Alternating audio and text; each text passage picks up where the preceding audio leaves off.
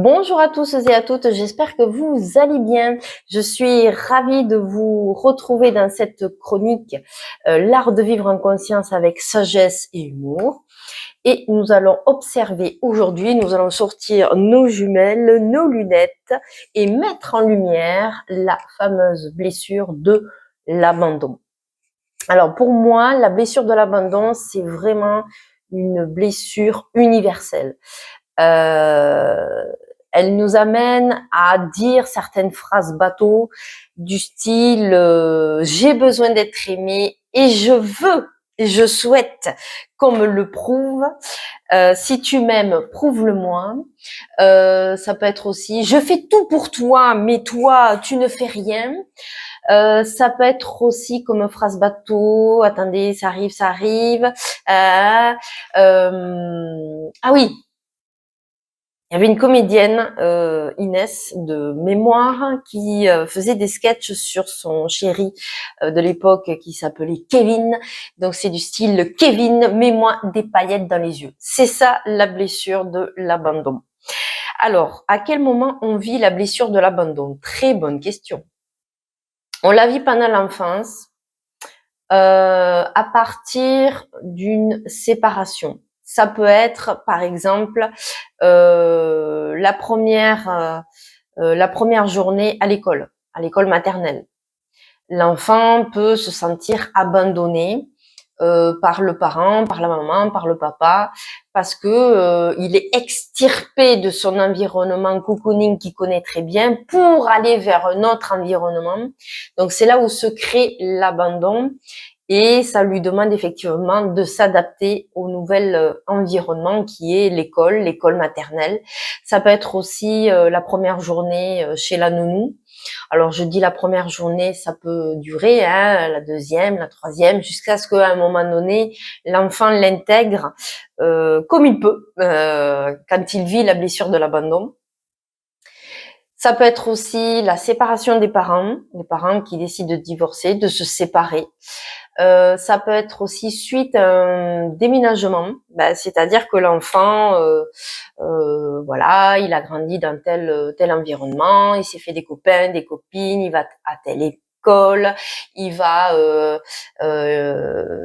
peut aller acheter le pain juste en face de chez lui à telle boulangerie, il peut voilà, il connaît, il va à tel, comment je pourrais dire ça, à tel sport le mercredi après-midi. Bon, bref, il a son emploi du temps déjà en lui.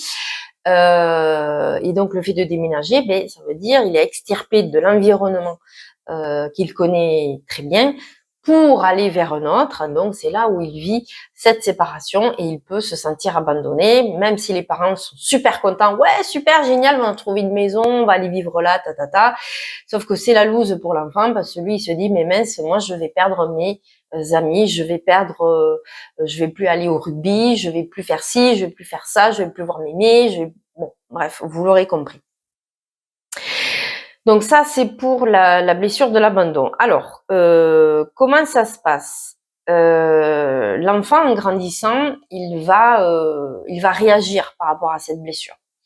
Donc, autant la blessure de la trahison, il peut se mettre dans des états de scénario, scène de théâtre, c'est très explosif, etc.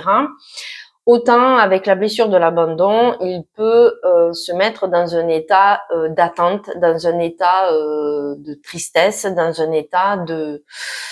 il va faire la quête, il va attendre ce qu'on appelle, il va attendre de recevoir les miettes.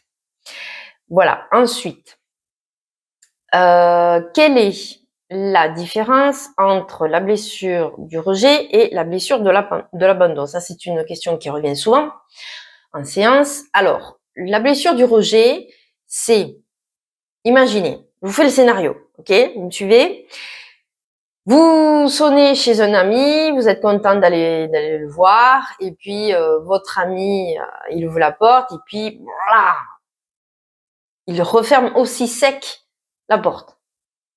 Vous avez même pas eu le temps de lui dire bonjour, et encore moins s'il voulait faire le petit déjeuner avec vous ou un repas avec vous. Non, vous n'avez pas eu le temps. Ça, c'est le rejet. Ça veut dire qu'on vous claque la porte au nez. Donc c'est assez violent. La blessure de l'abandon, vous allez chez votre ami, vous êtes content d'aller le voir, vous lui faites une surprise et vous aimeriez l'inviter à manger ou faire le petit déjeuner ensemble.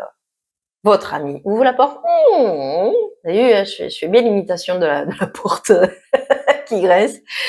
Et donc votre ami, donc vous lui dites bonjour, on est d'accord, c'est votre ami, salut, ça va, poteau, machin. Donc votre ami vous répond.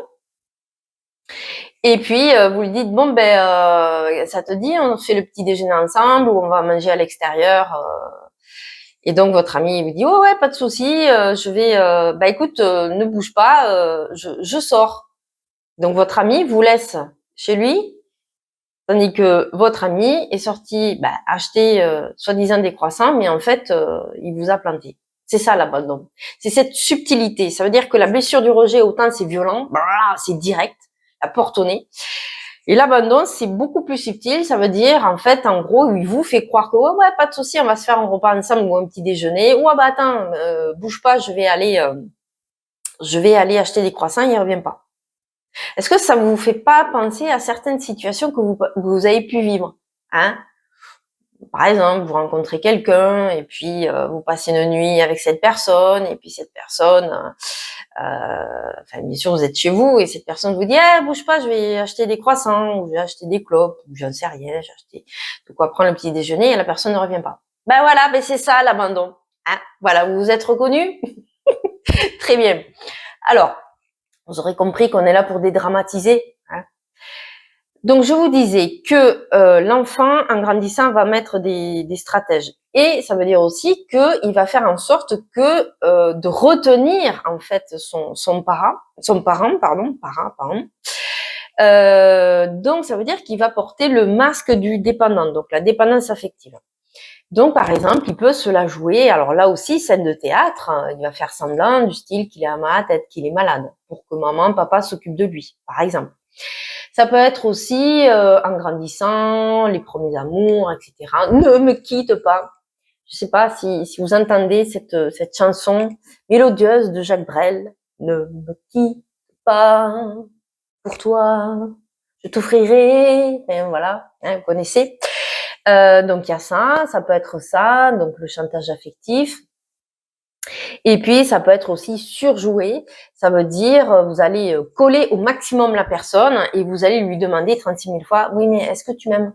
Non, mais parce que tu sais, j'ai fait ça pour toi, mais du coup, ça te plaît? Et au fait, comment tu me trouves? T'as vu, je suis super jolie, j'ai mis une super nouvelle robe, mais au fait, dis-moi, est-ce que tu m'aimes? Donc, vous l'aurez compris qu'il y a plusieurs stratèges pour renforcer, en fait, la blessure de l'abandon. Ça, c'est une chose. Ensuite, il peut y avoir aussi, rappelez-vous, comme dans toute blessure, le côté, la pièce de monnaie, le côté pile et le côté face. Vous avez vécu de l'abandon par vos parents ou un de vos parents pendant l'enfance, vous pouvez abandonner aussi l'autre, ok? Ça joue dans les deux sens. Ensuite, donc vous portez ce masque en fait de dépendant affectif. Donc vous aurez compris que ça joue sur l'affectif, que ce soit dans les relations amoureuses, amicales, sociétales, etc., etc. Même dans le boulot, être absolument aimé par son patron, par exemple, ou à l'inverse, on est patron et on veut absolument être aimé par ses clients ou par ses patients, hein, puisque ça fonctionne aussi pour les thérapeutes, n'est-ce pas? Donc il y a ça. Ça peut être aussi, donc ça va jouer sur le lien, les liens d'attachement, les troubles de l'attachement. Je m'explique. Pour une personne qui est dans la dépendance affective plus, elle va mettre en place quelque chose. Donc elle est dans l'anxiété. Donc forcément, inconsciemment, elle va attirer à elle une personne qui est aussi dans la dépendance affective, mais qui va jouer le fuyant. Ça veut dire que plus la personne va vouloir s'accrocher à lui et plus la personne elle va faire ghost. Hein, les bullshit, les ghosts. Hein, c'est-à-dire, vous envoyez un message et puis la personne ne vous recontacte pas. Elle vous lâche un super vu sur Messenger ou peu importe. Enfin, vous voyez que votre message a été lu, mais ça s'arrête là. Donc, on appelle ça des ghosts. Voilà. Alors, quelles sont les solutions à apporter par rapport à la blessure de l'abandon? Ce qui va être très important, c'est de renouer avec vous-même. C'est de renouer cette relation avec vous-même. D'arrêter de croire que vous avez ce sentiment de vide. Même si vous le vivez physiquement, il n'empêche que derrière le vide, comme dans toute chose, il y a le plein. Donc, ça veut dire d'accepter la blessure, même si ça fait mal. Ça veut dire aussi de voir la solitude comme un tremplin, comme une alliée pour vous retrouver avec vous-même. Réapprendre la relation avec vous-même, avec votre enfant intérieur, l'enfant intérieur blessé. Ça peut être aussi de faire des choses pour vous, d'arrêter de vous mettre de côté pour l'autre et de faire des choses pour vous, puisque vous êtes votre priorité. Le bonheur, d'être heureux, d'être heureuse, c'est ça. Ça veut dire que vous êtes votre priorité. On enlève le mot égocentrique et égoïste qui a été inculqué il y a très longtemps par le transgénérationnel et le côté judéo-chrétien. Ça veut dire qu'on ne peut pas penser à soi parce que si on pense à soi, on est égoïste. Eh bien, j'ai envie de vous dire, soyez vous-même et faites-vous du bien. Pensez à vous. Vous êtes votre priorité. Il y a ça peut être aussi arrêter de vouloir sauver les autres. Ça veut dire aussi, qu'est-ce que je pourrais vous dire de plus? De faire des choses pour vous, pour mieux gérer la solitude. Et de faire cette solitude une alliée dans le sens d'apprendre à vous respecter, à dire non. Puisque quand vous dites oui à l'autre, souvent vous vous dites non à vous. Et puis d'être dans la joie et le plaisir. Et si vous regardez bien le mot abandon, ça donne le mot abondance. Ça veut dire que derrière le sentiment de vide, il y a le sentiment de plein. Donc ça passe aussi par faire des choses pour vous afin de nourrir votre être intérieur. Voilà, j'espère que ça vous aura plu, ça vous aura aiguillé concernant la blessure de l'abandon. Je vous dis à très vite pour une prochaine aventure. Merci, au revoir.